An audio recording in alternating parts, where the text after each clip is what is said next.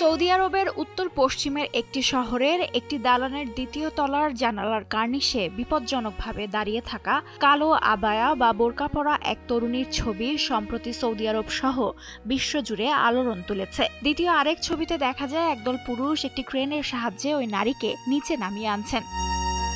দি guardian পত্রিকার ৬ মাস ব্যাপী এক অনুসন্ধান প্রতিবেদনে উঠে এসেছে, সৌদি আরবে যেসব নারী পরিবার বা পুরুষ অভিভাবকের কথার বাইরে চলতে চান, বিবাহ বহির্ভূত সম্পর্কে জড়ান কিংবা বাড়ি থেকে পালিয়ে যান, তাদের এসব পুনর্বাসনের নামে বন্দিশালায় পাঠানো হয়। সরকারিভাবে এগুলোর নাম দার আল রেয়া বা পরিচর্যা কেন্দ্র। এসব প্রতিষ্ঠানের ভেতরে নারীদের ওপর চালানো হয় চরম নির্যাতন। এ প্রতিষ্ঠানগুলোর ভেতরের পরিস্থিতি সম্পর্কে জানতে ও তথ্য সংগ্রহ করতে নানা ব্যক্তির সঙ্গে কথা বলেছে দি গার্ডিয়ান। তারা বলেছেন সেখানে তাদের নিয়মিত মারধর করা হয়, জোর করে নৈতিক আচরণগত শিক্ষা দেয়া হয়। এছাড়া সেখান থেকে বাইরে যেতে বা বাইরের জগতের সঙ্গে কোনো ধরনের যোগাযোগ রাখতে দেয়া হয় না। কেন্দ্রগুলোর পরিস্থিতি এতটাই ভয়াবহ যে বেশ কয়েকজন নারী সেখানে আত্মহত্যা করেছেন বা আত্মহত্যার চেষ্টা করেছেন। সেখানে নারীদের বছরের পর বছর বন্দী করে রাখা হয়। পরিবার এবং একজন পুরুষ অভিভাবকের অনুমতি ছাড়া তারা কোথাও যেতে পারেন না। এক তরুণী দি গার্ডিয়ানকে বলেছেন, সৌদি আরবে বড় হওয়া প্রতিটি মেয়েই দার আল রেয়ার গল্প জানে এবং সেখানে পাঠানো মানে সেই নারীর জন্য নরকে যাওয়া। নারী অধিকার কর্মীরা জানান এগুলো পরিচর্যা কেন্দ্র নয়, এগুলো আসলে কারাগার। বন্দীদের নাম ধরে ডাকা হয় না, ডাকা হয় নম্বর অনুযায়ী। ওয়ালটন বিএলডিসি ফ্যান, খরচ বাঁচে 65% পর্যন্ত। ওয়ালটন বিএলডিসি ফ্যান ছড়ায় স্বস্তির সবুজ হাওয়া।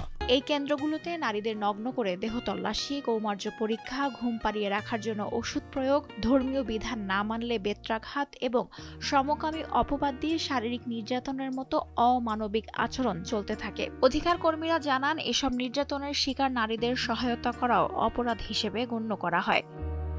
এমনকি সমাজে অবহেলিত বা সাজাপ্রাপ্ত পুরুষের অনেকেই এসব কেন্দ্রে এসে পাত্রী খোঁজেন। নিরুপায় হয়ে অনেক নারী এসব প্রস্তাবে রাজি হন। অধিকার কর্মীরা জানান সৌদি সমাজের অনেক পুরুষ মনে করেন এটাই নারীদের প্রাপ্য শাস্তি। মানবাধিকার সংগঠন ALQST বলছে, দার আল রেয়া নারীদের নিয়ন্ত্রণে রাষ্ট্রের একটি গোপন অস্ত্র। এটি সৌদি সরকারের ঘোষিত নারীর ক্ষমতায়ন নীতির সম্পূর্ণ পরিপন্থী।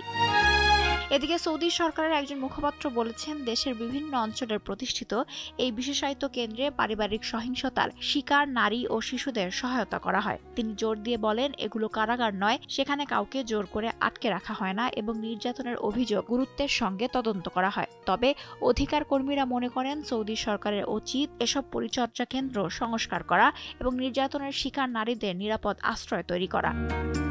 এদিকে 2034 সালের ফুটবল বিশ্বকাপের আয়োজক সৌদি আরব আন্তর্জাতিক মহলে তাদের সংস্কারপন্থী ভাবমূর্তি তুলে ধরতে চাইলেও বাস্তব চিত্র একেবারে ভিন্ন। নারীদের গাড়ি চালানোর ওপর থেকে নিষেধাজ্ঞা তুলে নেয়ার পর গত কয়েক বছর বিশ্বজুড়ে সৌদি আরবের প্রশংসা করা হয়।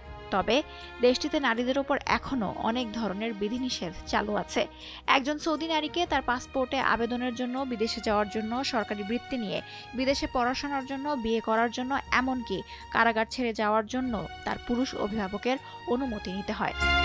সৌদি আরব নারীর প্রতি সব ধরনের বৈষম্য দূর করার লক্ষ্যে জাতিসংঘের সনদেও সই করেছে। তবে নারীদের বিরুদ্ধে বৈষম্য রোধে কোনো আইন না থাকায় এবং সৌদি সরকার বৈষম্যের কোনো আইনগত সংজ্ঞা তৈরি করতে ব্যর্থ হওয়ায় জাতিসংঘের বিশেষজ্ঞরা গত বছর ফেব্রুয়ারি মাসে উদ্বেগ প্রকাশ করে। সৌদি পুরুষ অভিভাবকত্ব ব্যবস্থাকে সমাজ ও দেশের অর্থনীতিতে নারীদের অংশগ্রহণের ক্ষেত্রে বড় বাধা বলে মনে করছেন অনেক বিশেষজ্ঞরা।